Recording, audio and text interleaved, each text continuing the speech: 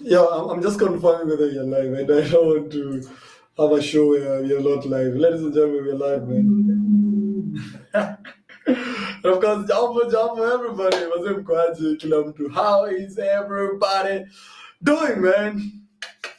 Oh man, I'm looking for an intro. Sijui nitafute ngoma. I'm thinking of finding a song yenye nitakuwa naimba.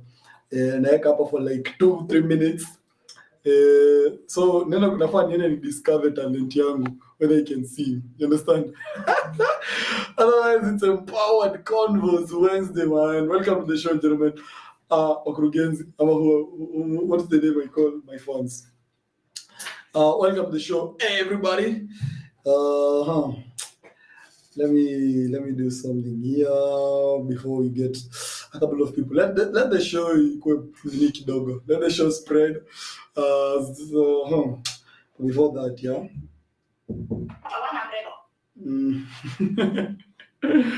Yo, man, oh my God, welcome to the show, man. I'm loving every single day of this. We are at how many subscribers? Let me first of all give a shout out to the number of people who've been subscribing to the show. Of course, we are at exactly 1,254 subscribers. Thanks so much, everyone, for subscribing to the show, man. Oh my God, I really appreciate your support, and of course, to this channel. Asanteni sana. Kila mtu, like everybody. Everybody for tuning in, man. Today is an Empowered Convos Wednesday, yeah? So leo nataka tupige convos kadha hapa, a couple of conversations, but before I got into those convos kidogo, let's talk about a clip I saw here, yeah? This is a clip of the dialogue that was supposed to happen. So dialogue ilikuwa ina happen, when was this? The dialogue was supposed to happen today at 11:30. Wameiongelea the whole time that you're supposed to have a dialogue, you're supposed to have a dialogue, you're supposed to have a dialogue. So, and the dialogue it was. So, let me just share a chit chat here ilikuwa imetokea of these people wakienda kuongea. And you wonder, these people want to rule our country design. Wait a minute, let me share it right now, yeah? Ati sasa hawa wameenda kuongelelea nchi. Bana, fine. A minute. Yeah. Ukiniacha. So, just take a look at these people. Literally, wameenda kuongelelea nchi. Hadi mambo mingi. Tuende tukaongelelea nchi, kuna watu wamekufa, kuna maandamano, kuna unga imepanda, kuna all those things that are happening all around. And these people have decided, you know what, let's go talk on behalf of the country, on behalf of all those people in the opposition, and they're casually just walking, as in all the stress. That's the thing tumekuja kufanya. Look at them, so chilled. Yani ndio wamefanya watu hii kuongea, wanataka kuongea hapa, this 3-4 people 5 people here, the Kalonzos, the Mwangi area zao wameenda huko kuongea. Those are the people wenye wamefanya hatujakuwa tukienda kazi. Yani waende tu waongee mara moja mbili, ndio nchi ikuwe peaceful. And you look at that and you're like, I mean, what is wrong with all of us? Yani sisi tumekaa hapa, watu history wanaenda kupiga ndio imefanya we've not been doing anything constructive with around for the past I don't know how many months since they decided that, you know what, we are against the government, we are against it, zote wanasema we are against their policies, but the only thing in happen and the big thing that's actually going to happen is these people to just sit down on a round table and just talk, and life goes on. This is capture, like literally. This is capture. As in, you can illustrate capture ile fulani ya Gashago, but this is capture. In every single aspect you look at it, this capture kabisa. Tumeshikwa ile mateka. Tumeshikwa mateka na watu. Tumeshikwa mateka na wasi. Kabisa ile, as in, So you're supposed to just sit here, wait for them, waende waongee, and we will never have protests, we'll never have demolition, we'll never have lives lost because these people just went and sat down because they never agreed with the things zenye zilitokea. Well and good. Government of Kenya and the leaders, shout out to you, man, you know, and then mkiendelea na mambo yenu. But today ni Convos za watu. Today by the way, I want to talk about the whole education thing because I've seen the conversation going around on the high fee structures in Yaziko. We have like what 200,000, 600,000 worth of fee structures.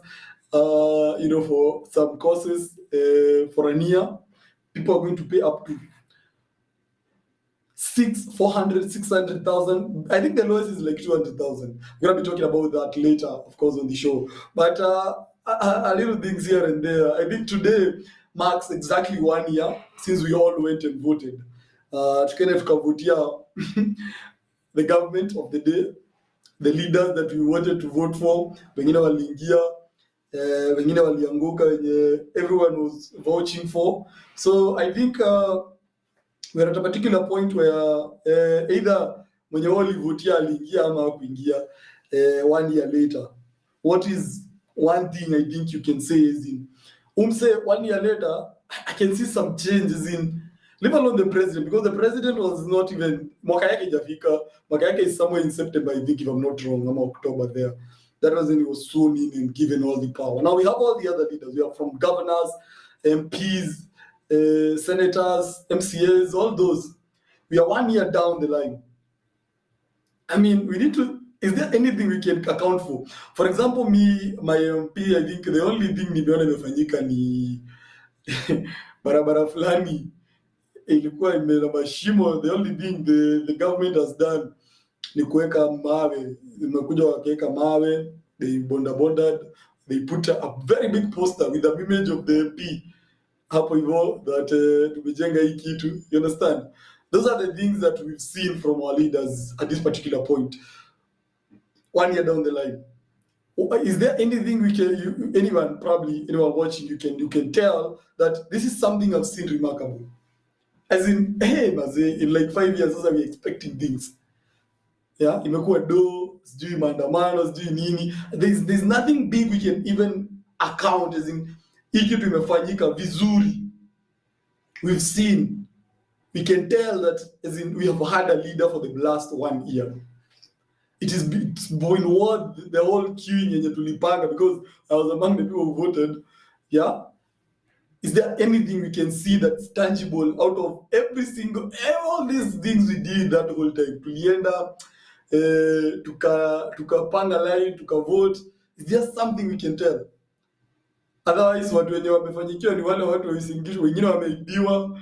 Yeah, kuna lakini waisingishwa bana. I feel for these girls, man. Watu walinyoroshwa.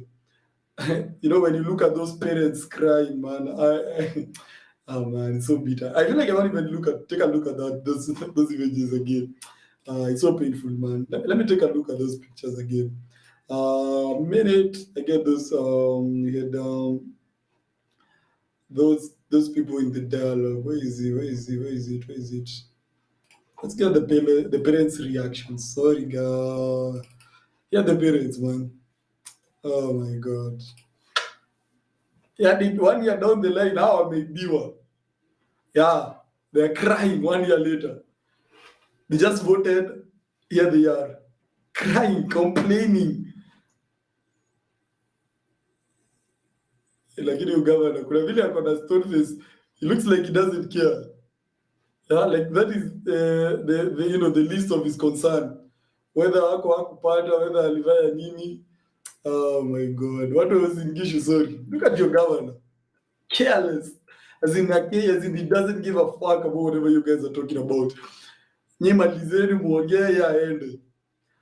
Yeah, this is your senator. He's been your governor for like 10 years. But why did someone move from like a governor to a senator?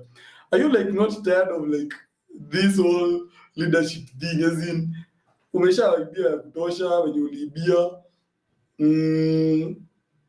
Yeah, ulianza na 12. I'm reading a comment there that's interrupting there. That's interrupting me. But let's keep on moving, champ. Thanks so much, man. Yeah. So when you look at like someone like this governor, 10 years down, any mtu amepata chance 10 years to lead these people, awaongoze afanye do the best he could do for the people of Uasin Gishu County. 10 years later, he's in a scheme ya kuibia wase pesa. As in, how do you steal poor people's money? In as much as people believe in whatever kila mtu anabelieving, man, aki umeibia pesa, aki hapana. Even if people, sometimes they be like, ah, God, you know what the hell. I think those things zinakujanga ku affect people differently. Understand? That's my take. Because unapatanga like unaweza pata msee ameiba pesa. Because if you had the lady talk yesterday, she was talking about how watoto wao say they've been to all the best places, you know. Let me actually find the clip of that lady talking, you know. And I'm going to share a point now that's different from whatever she was talking about, but you understand what I'm trying to say. So let's get the girl.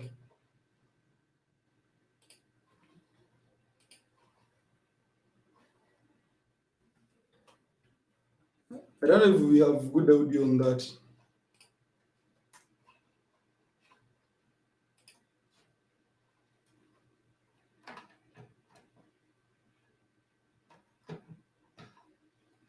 Yeah, I hope we have good audio on that.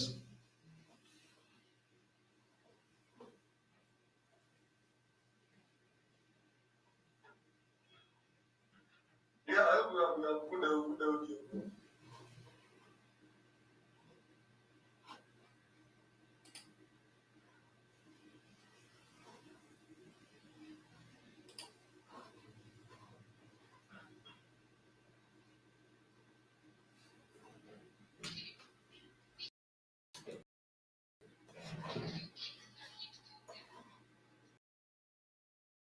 To drive in this whole conversation, you understand? So udem anasema like I've been in school with your kids, you know, for the longest time. I think nimewaona wakimove from one level to another. Let her finish. Na Bernard ako Australia, nilisoma na Bill ako Australia, tulisoma primary. So udem amesoma na watu wao si wote, kuna mwenye ako Australia, kuna mwenye ako sijui whatever the places she mentioned. As in, Ido, these poor people, I think you've stolen at some points, I'm sure. Ido I think you're gonna find that there's some weird things that are just happening. You've had the best education, you've had the best background, you have the best upbringing anyone would wish for. Lakini unapata tu some weird things just happen. Wazee uliiba do ya watu poor people's money. Wameuza, imagine mtu ameuza ng'ombe hadi kuku, as in umse hadi mayai ya kutaga yenye anaweza amkia the next day akule, gone, ameuza ndio ashikanishe ido, and then these people steal. I think now whatever happens later about that money na hiyo do, the things that happen are actually very bad. But now I think it's high time I get to the discussion of the day, because I think your perspective imetuletea what I want to talk about. The higher, the most expensive university fees I think ever for public universities. So hapa tuko na watu wanataka kwenda shule, but the government has said inalipia a group of people wenye maybe wamekosa kabisa, and which I support, by the way. I think that model ni poor, because there are some people wenye wana lack, and then kuna wengine wenye still they can afford to pay. Understand? There are people who can actually afford to pay ido ya fees. Kama tunaitishwa 50,000, 70,000, maybe there are people who can afford to pay, but there is someone who cannot afford to pay. So you find the government, for example, what it was doing previously, ilikuwa inalipia everybody who gets the scholarship by the government, wanalipiwa a certain amount of money, but then the rest of the people, the rest of the fees wanajilipia, because the government cannot pay all the money. So the people wenye hii do haiko inawasaidia wote, kuna wengine the remaining amount they were not able to raise still. Unapata mse ana defer even after amelipiwa the amount and they're supposed to pay 20,000-30,000, they're not able to pay the 20,000-30,000. So government brought this model. Now it's going to pay these people who are not able to pay, it will pay fully for them. And then the people who can maybe can afford to pay watalipiwa maybe a certain amount and then they pay. But if you probably go to private schools, aulipiwa hata bob, that's case on you, wewe jilipie, because you want to go to a private institution, they pay private fees peke yako huko, hakuna mahali serikali inakusaidia. So what's your take on like the whole thing? Because for me I think ile model fulani ya everyone gets paid and then ile do less mnabakisha, at least you can raise the amount or that amount of money, because it's now offering 45,000 45 no, what is this amount of money it's paying? It's paying like for 45,000 students in like sijui hundreds of thousands of students when you apply. Au wengine walipe a minimum of 200,000 and wengine up to 600,000 in one academic year. So you look at that whole thing, unaona, as in we really deserve, I think, a different approach. Ama sijui what the government, because for me I think watu wangelipiwa do kiasi kila mtu, because when you look at the government and the plan it has to identify how to pay for the 45,000 students, it doesn't make sense. You apply for a form. Now put into perspective, forms 45,000 zenye hata wasi apply wengi, 45,000 yenye inataka kuchukua peke yao apply, verifying all the 45,000 students that Kenya wamesema ni ukweli, it doesn't make any sense. The thing, I have had the conversation of them saying how they're going to eliminate those people na kupata the 45,000 people. So you say how much you want, how much your family is, the amount of money you want, the income, how much you spend in school, how many are you. I mean, how will you come to verify 45,000 households, how many people they are? As in, how will you verify that is the amount of money we earn? Because they're saying they'll go to KRA, there are people who don't pay those things. There are people who want pesa huku chini ya maji. But hawapati hiyo do. So wewe unafanyanga kazi yako kienyeji. How are you supposed to verify to the government that upati do enough? Because they've said the money watakuwa wanaangalia from your KRA, how much are you paying in terms of taxes? I mean, those things don't apply in everyone. This like kitu ingine hapa inaenda kukua scam ingine tu fulani. Because now the people who know people are the ones who are going to be like, mimi nachukua do yangu, I know someone who's picking, so mimi ndampelekea form yangu and it will just go through and you'll have to pay say for example 50,000 so that the government where utalipa your do. It's just another whole scam that's going to arise from this whole thing. We are out here sitting acting like the government is out ready and having a plan. For me, I think that's like a plan that's dead on arrival. When you look at it, the fact that maybe ule mse mwenye deserving 100%, instead of mse asome mpaka first year alafu alemewe na ile do, it's better alipiwe do yote. But now you are selecting a certain number of people and utalipia, and then what do you do with the rest? We're in a country where we expected things that change, but things are actually skyrocketing and becoming very expensive.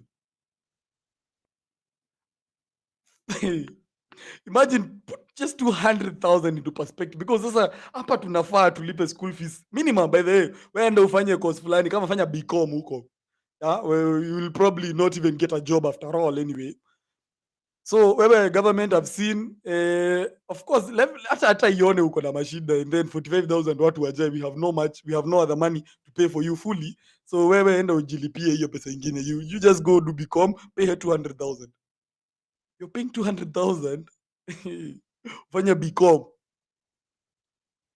Kwanza unajua before someone ameenda kwenda kulipa 200,000, mtu anafaa ulize watu wa BCom mahali wako.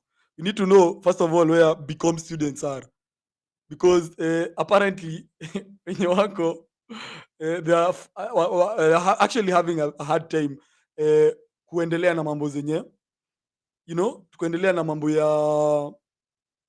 ya shule. So I think in this particular point mahali tumefika, it's high time we just agree that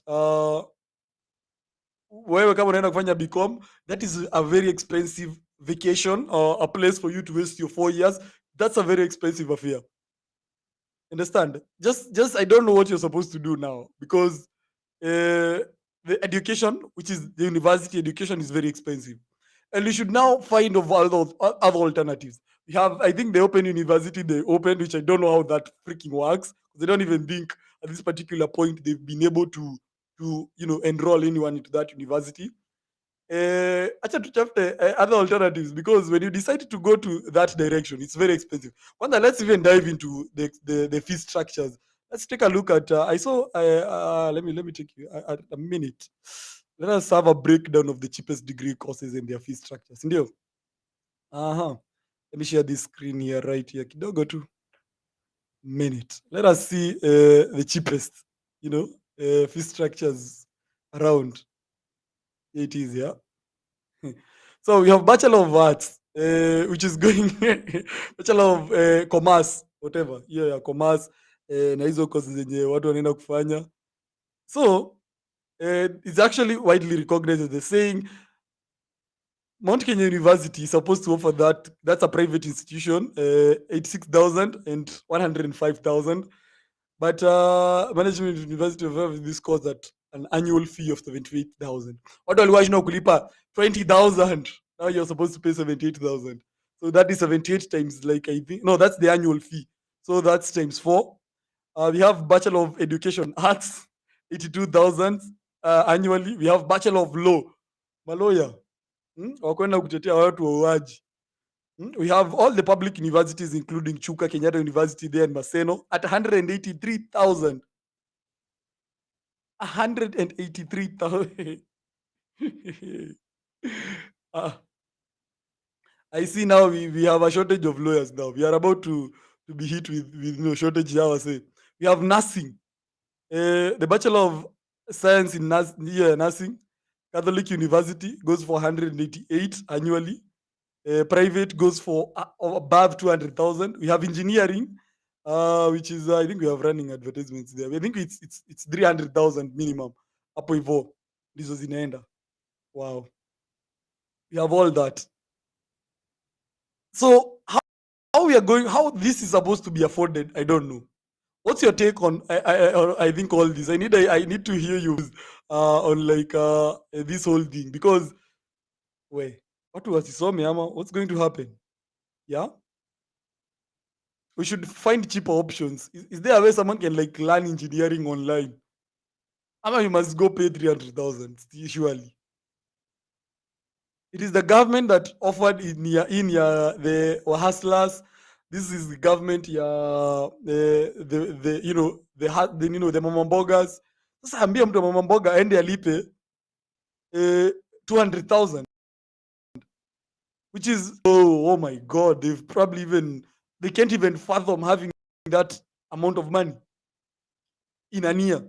Umse hajakula, hajaishi, poor the hizo do za kuishi and all those things, but this person is already expected to pay. Man, I feel pity for them. Na wenye wamejaribu raise hapo wakauza vitu wakaibiwa pesa yao. Wow. Man. I think we lazima government figure out, because the plan yenye iko nayo already it's not working. That's like a dead on arrival plan, instead of so much hiyo pesa open a business. But hey, this is one thing people mostly think of.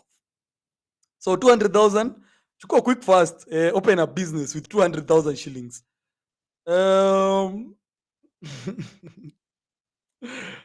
Hey, let me now get into this business part, because most people want to end up opening a business after all, after wamekosa opportunities to get into institutions, wanataka open a business, as the point says there. Yeah. So what do you think is that business and you'll open with this 200,000 and become a success? And this one in a look as an instant success, because by the way, you don't have chances hapo za kunini ya kubahatisha, you understand. You've given your life to this business, unaona.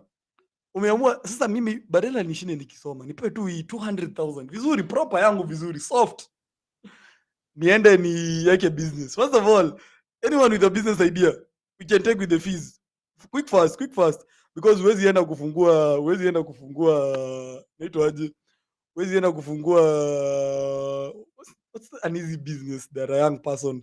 You remember we are talking of an age hapa ya 18 years. Hii ni age ya 18 years tunaongelelea. 18 years, 19, 20, maximum 20 years. Open a business quick fast. You have over 10 people here. Open a business mbio mbio. Let's open a business and try to fund it with the university fees. Yeah? Let's open a business. Let's have one. Which is one? You know, kijana wa 18 years, ile kitu anafikiria yenye anafaa kufungua business naye. Anza kufikiria PS, because you know, those are the things that age, yeah? Ama oh my god, what's a business you can open with like 200 G's, man? When you know, when you're a business by there that your life depends on. Come out, you know, business is not easy. Nataka nisikie. I want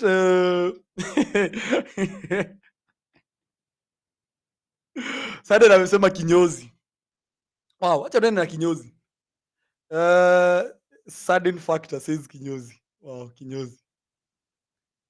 First of all, remember watu bado wananyolewa to date. So you have to think that you're not ngoja sisi wote utunyoe. So first of all, mayai ina smoky. Cloth like. So tuko na mayai ina smoky. Okay, Jesus. Wewe umepoa 200,000 bana, unaona tu bana tusifungue smoky. By the way, afadhali tufungue kinyozi. We can open a by the high end kinyozi. Kinyozi za hizi unapata tunanyolewa na like how much? These high end kinyozis, I think minimum is like 200 bob. Yenye utapata they are wasting your time huko akikufanya vitu unnecessary. You understand? So fungua kinyozi, go find some high end place, because if you're going to open a high end kinyozi, you have to open in a high end area. Hauendi kufungulia kwa vichaka kinyozi ya kulipisha pesa mingi. So take like what? You ulipe nyumba say 50 G's, everything you settle. You have to buy equipments and all those things. Put another 100 G's ya hiyo kitu. Na uweke kidogo hapa ya kusurvive. Si ndio? So kinyozi yako, you're 18 years old. Na ushafungua kinyozi, pesa yako ushapatiwa. We assuming by the way they have contributed all this money. Washa contribute all this money. Wengine wakauza ng'ombe, as those people are saying, wakauza ng'ombe yote wakuja kupeleke shule. Well and good. Wewe ukaamua mimi by the instead of ni pesa, let me go open a kinyozi. You open a kinyozi.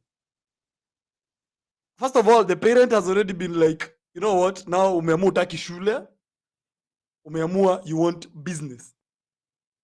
Assuming this business fails, what do you do as a young person that age? Sasa tena, of course, you have opportunity to go back and grind. But let us first of all see a comment here by Titus Kapaito. Says, unfortunately, most parents ndo wana suggest ufanye hizi courses.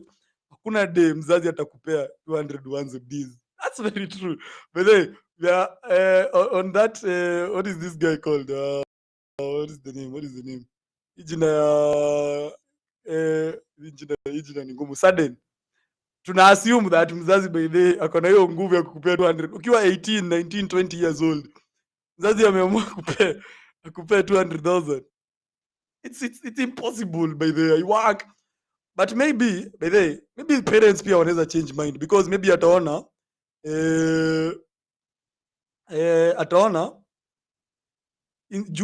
hii 200k anyway ningelipa, maybe na university education maybe ameona haitakuwa affordable, maybe mind zao they might change and think of how wanaweza kupay your dough, you go start a business.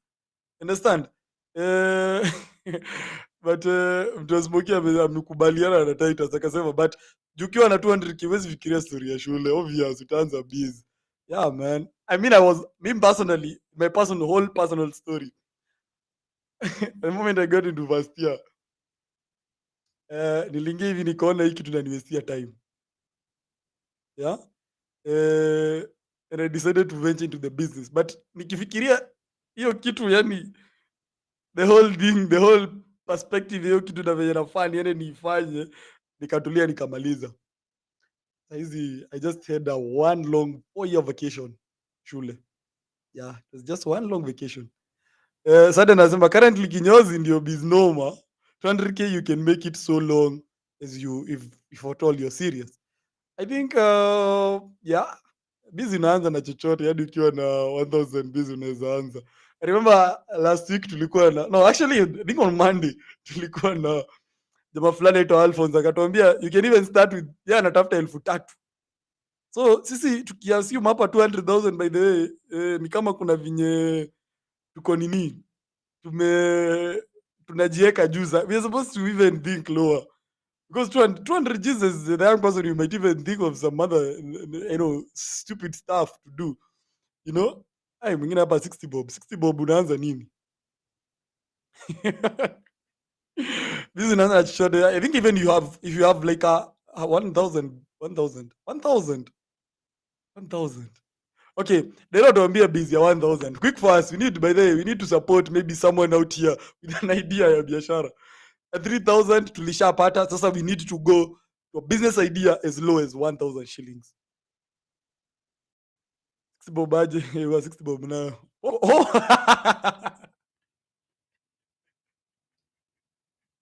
Njeri Patrick amesema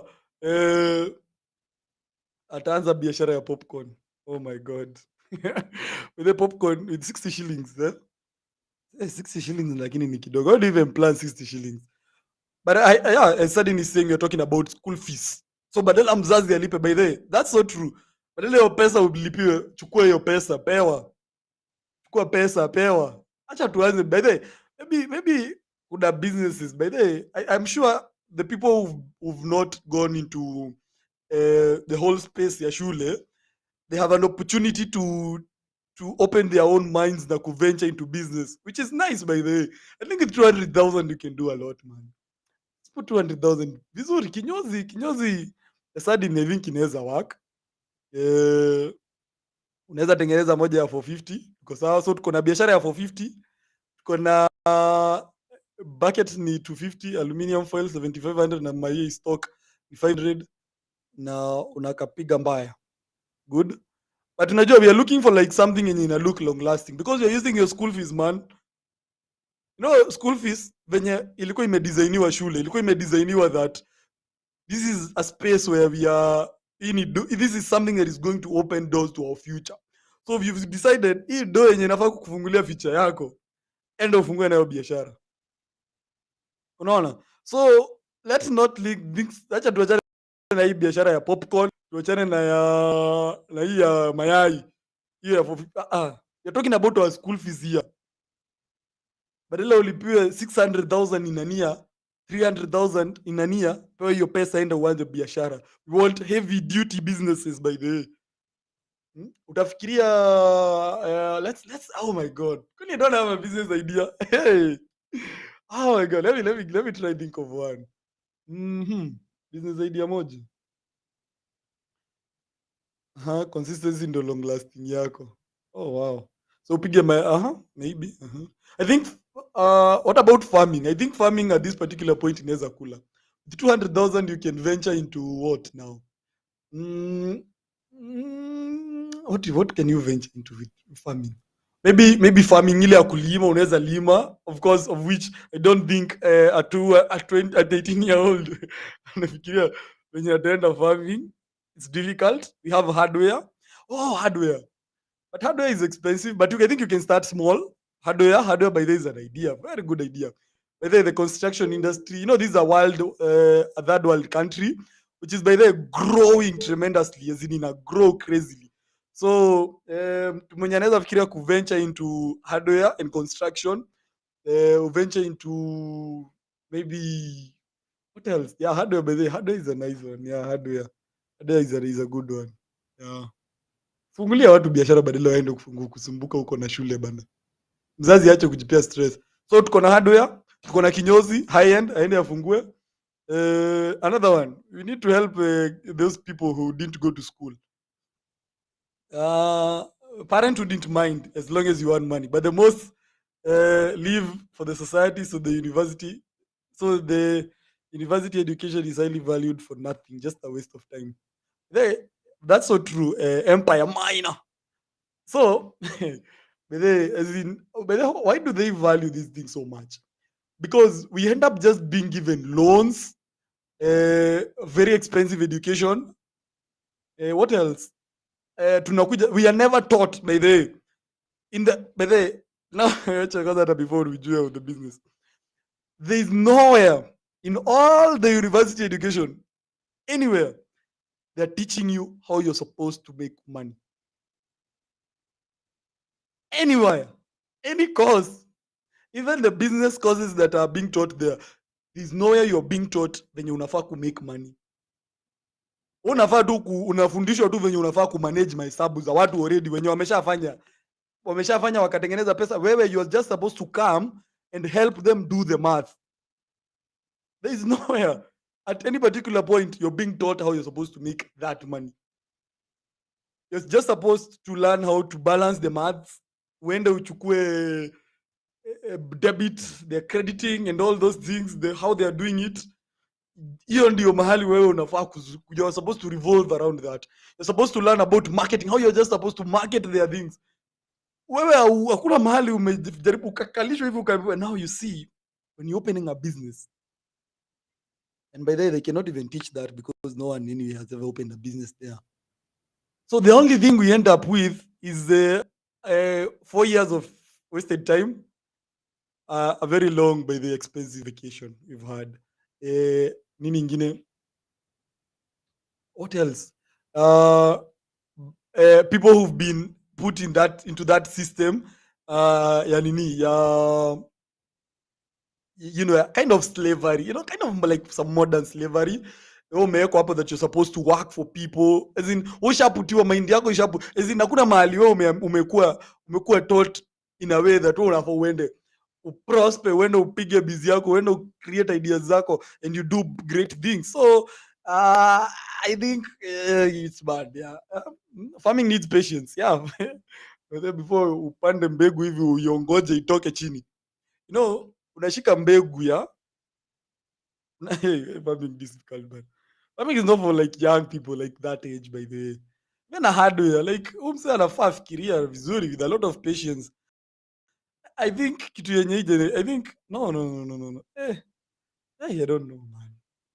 People should just find cheaper ways to waste some time. I think your 4 years is necessary to waste your time. You're taught to make a good employee, sure, 100%. By the way, oh my god, that sucks, man. Imagine paying all that money to just be an employee who's just going to revolve around their whole life, paying loans, student loans.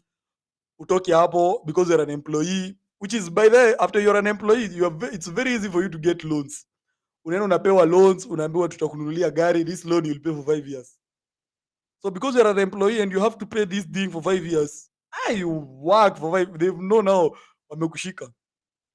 Unakuja unagongwa na bonge la offer, unaweza pewa loan ya nyumba, unajenga nyumba, hiyo nyumba unalipa miaka ingine kama 20. Now you and your whole life, sasa ulimaliza shule at around 25 years ndio ulianza kuwa employed. Young age, by the way. Unaenda hapo unagongwa na loans za 30 years huko. By the time unaenda huko you're 50 years old. 50 years, sasa wewe, what other thing are you doing? You're already into that system of slavery. Wewe ni uende uishi kulipa loans.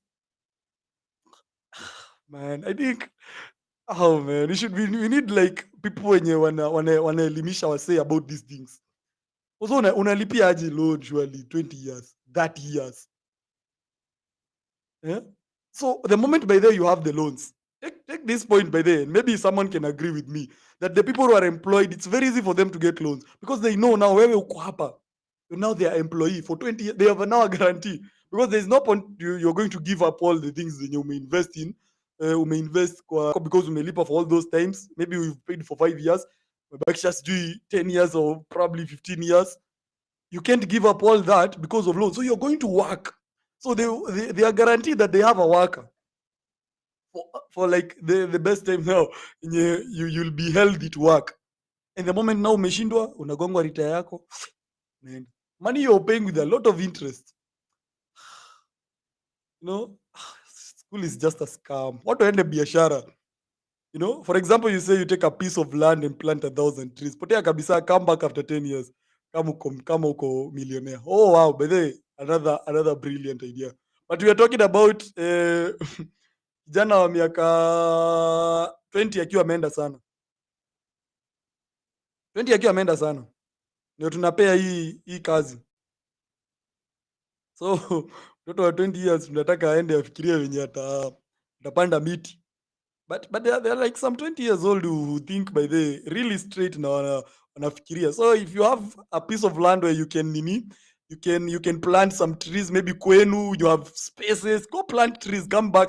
The trees are very good. They have good money by the way. So plant trees. So we have trees, we have kinyozi, and we have a hardware. Another business for someone who has 200,000 sparing them for university. Yeah? Na pia ujue shamba ni ya nani unachukua ya 10 years. You have to figure out about that. Either you have a shamba. So kama hamna shamba, toa hiyo idea kabisa. Toroka kwa hiyo idea. Toroka. Yeah? Ama watu waongoje kuinherit vitu. Ama mkue wezi. I don't know. Okay, wezi wako na kichwa, not just like these ones. A very idea. Don't listen to me. Ignore that.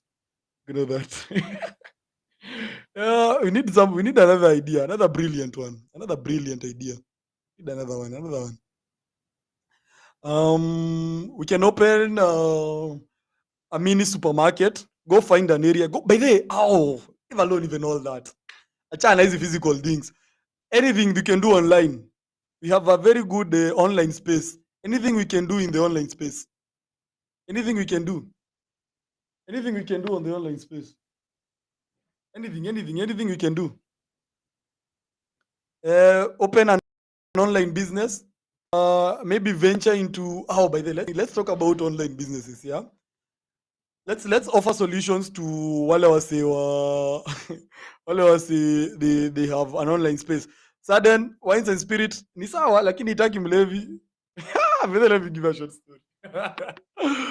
Oh my god, wines and spirit nikakumbuka nikiwa campus. I was this young and who wants to make money, so nikaenda by then na nikafungua biashara ya pombe na nikaweka pombe. So I was selling the alcohol from my house, my house. So nilikuwa nimeiseti hapa chini ya kitanda. And every time it was a weekend, the vibes. Just talk. Get kukumbuka. So wines and spirit is a good idea, but doesn't require someone who's drinking. You'll drink kwanza if you're young. Unless you have a very high level of discipline, that business is also difficult. Camera piga watu picha. Yeah, by the way, if you venture into that sector kidogo, it's good. Especially if just even go venture into street photography. And tu unapiga mtu kapicha kali, and then you try sell to them. You don't even, by the way, that's an idea someone can even do at this particular point. Chukua tu kamera kali. Make sure you do good photography.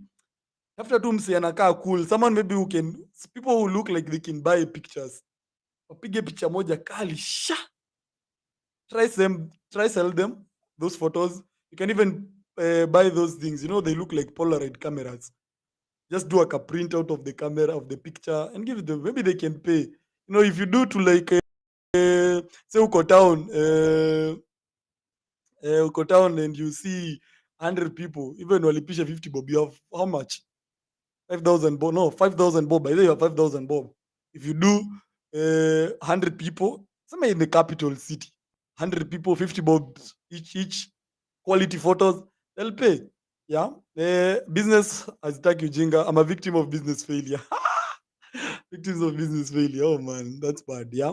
But we wanted to venture into the space, the online space.